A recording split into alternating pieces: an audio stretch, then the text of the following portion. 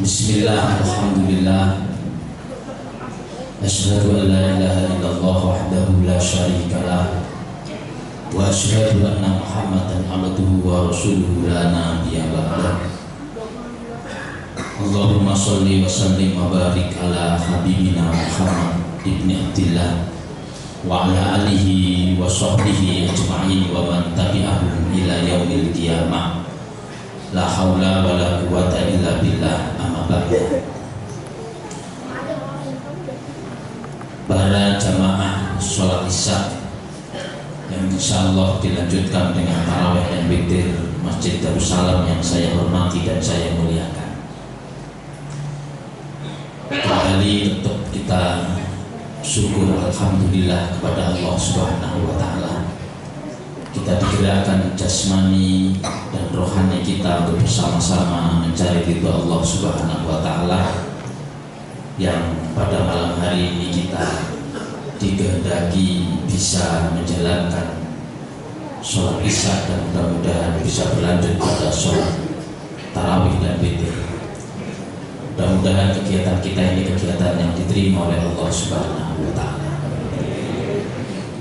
Karena ibadah yang paling mulia adalah ibadah yang diterima oleh Allah Subhanahu wa taala. Sebagaimana pada tema pada malam hari ini adalah Islam itu berlandaskan pada dalil. Agama itu berlandaskan pada dalil. Agama dalam bahasanya disebut dengan ad-din. Kalau ada ayat di dalam surat Ali Imran 19, Inna dina indallahi Islam.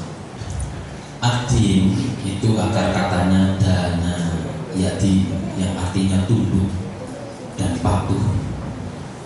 Maka kemudian Nabi Muhammad menamakan Yasrib diubah menjadi Madinah, yang asalnya kota itu tidak tunduk dan patuh pada ajaran agama yang dibangun berdasarkan dengan dalil itu, maka diubah menjadi Madinah agar menjadi kota yang tunduk dan patuh pada aturan-aturan yang ditetapkan oleh syariat agama. Dan ini menjadi fitrah kita. Semua orang ingin dengan yang namanya tunduk, semua orang ingin dengan yang namanya keteraturan. Kita lebih senang kalau ada lampu merahnya, ada stopan, karena dengan demikian akan teratur dan kita dipaksa tunduk dan teratur dengan adanya lampu merah itu. Sampai-sampai kemudian banyak polisi tidur dibangun di jalan-jalan itu, agar kemudian menjadikan orang lebih tunduk, lebih teratur dan lebih tertib, karena banyaknya orang yang melakukan perjalanan dengan kecepatan yang kadang-kadang tidak teratur. Nah, dalil itu adalah sebuah landasan hukum yang menjadikan kita ini melakukan sesuatu itu benar. Maka dalil itu kemudian ada dalil akli dan dalil nakli. Nakli itu dalil pembuktian landasan yang diambil dari Al-Quran dan hadis. Tetapi tidak semua orang tiba-tiba mengambil dalil dari Al-Quran dan hadis. Saya tidak mengerti tentang apa itu, tentang chemical, tentang percampuran di pabrik LNG. Tiba-tiba saya kemudian ikut-ikut menentukan teori dan takaran yang ada di situ. Yang terjadi adalah bukan keteraturan, tapi malah kesemrawutan. Maka disinilah kemudian Nabi Muhammad pernah meramal. Yang ramal Nabi, bukan dukun.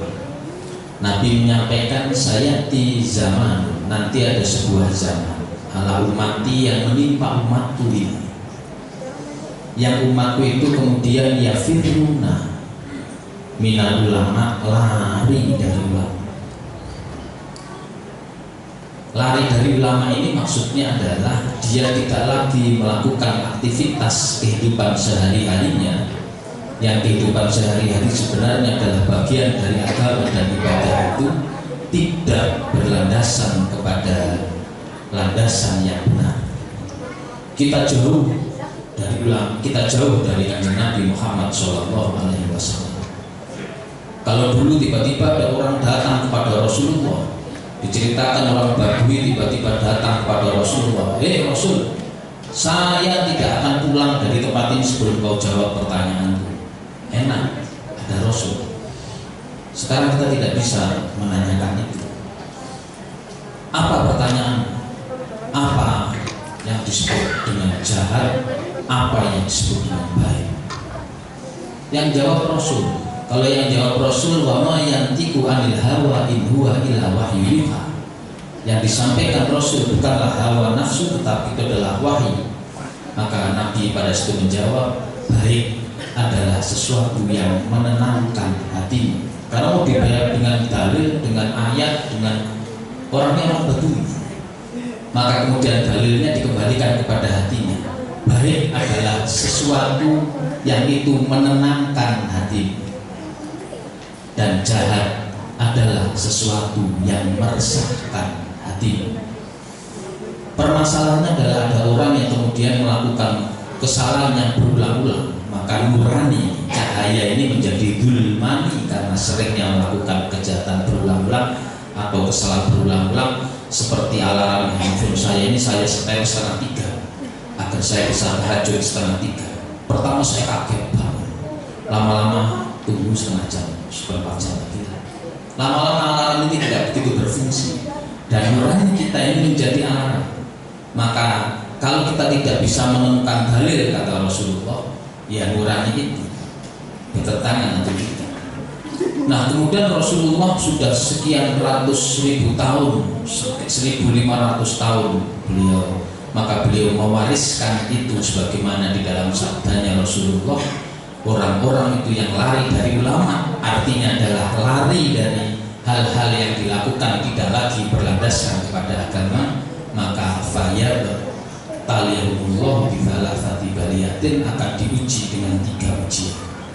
Ujian itu adalah yarfa'ullahu barokata min kasbihi, barokah diangkat dari pekerjaannya. Ini diksi yang diambil Rasulullah, bukan tidak didapat beri rezeki, tidak. Pekerjaan tidak diberikan, pekerjaan tidak diberi pekerjaan sama. Pekerjaan saat ini, kalau dulu zaman dulu mencari pekerjaan sulitnya bukan main. Kalau dulu pekerjaannya ya kalau nggak berdagang, pegawai negeri sudah, petani, buruh, sekarang berbagai macam. TikTok saja bisa menjadi pekerjaan, YouTube bisa menjadi pekerjaan, pekerjaan dibuka seluas-luasnya.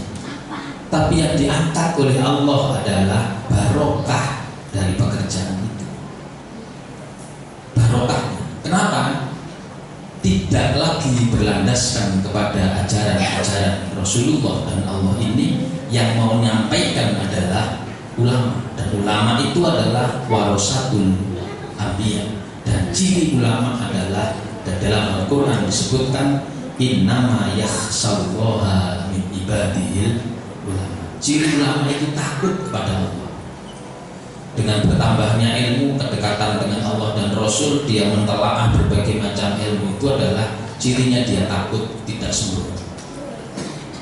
Maka kalau jauh dari ulama, artinya jauh dari tatanan-tatanan agama yang ditetapkan oleh Allah ini, memang ancaman yang pertama itu barokah diangkat.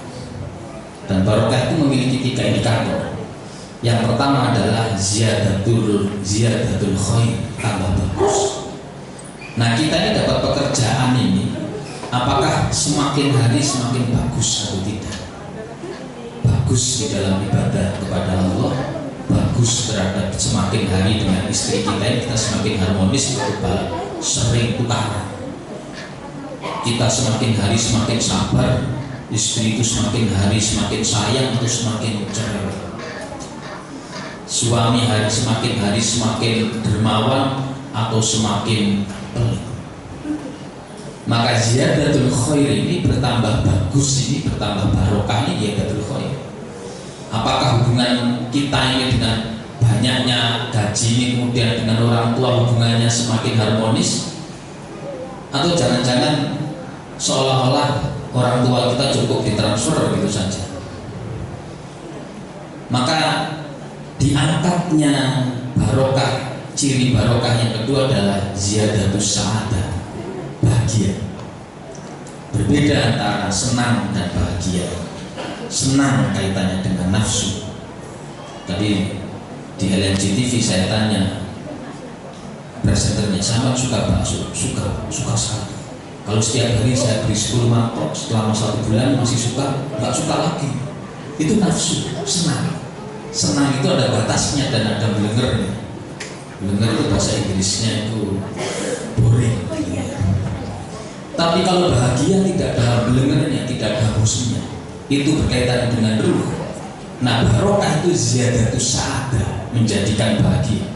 Kita baik sama istri, itu tidak ada bosannya. Kita membantu orang, semakin kita sering membantu, itu ada kebahagiaan yang tidak bisa dituliskan dengan kata-kata. Itu namanya bahagia terkait dengan ruh. Panjenengan yang levelnya sudah butuh dengan ibadah, butuh dengan ketika takbir terus Anda merasakan bangun malam Allahu Akbar begitu, nah itu tidak bisa dituliskan dengan sesuatu. Itu namanya bahagia. Uang banyak, pulang ke rumah istri berkudu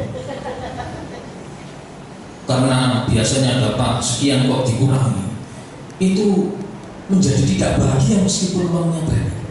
Maka yang ketiga ciri barokah itu ziyadatul rizki, bertambahnya rizki. Dan perlu kita ingat, rizki berbeda dengan gaji. Gaji senantiasa kita tanyakan kepada istri-istri kita, jangan istri-istri kita. Kita tanyakan pada istri kita, diberi berapapun uang itu. Saya pernah gajian banyak karena saya juga mantan karyawan BUMN. Itu ternyata selalu bukan habis, kurang. Waktu itu gaji saya bisa sampai 66 juta di sebuah BUMN. Tapi ketika pulang, saya disuruh pulang oleh orang tua saya karena di rumah ada pesantren, orang tua saya sudah tua. Pulang, kapan?